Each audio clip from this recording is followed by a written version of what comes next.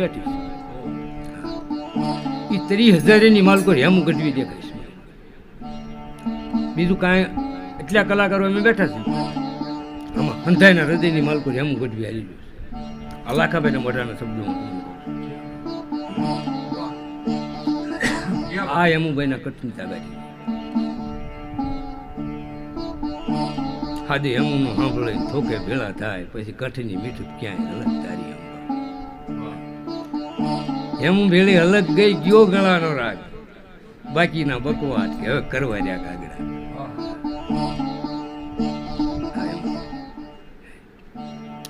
પછી અમારે હરિભાઈ કરીને છે ઓલી જૂની રેકડ વાંચતા એની રેકડમાં મેં વાંચેલું છે કે હેમભાઈનો દિલ્હીમાં પ્રોગ્રામ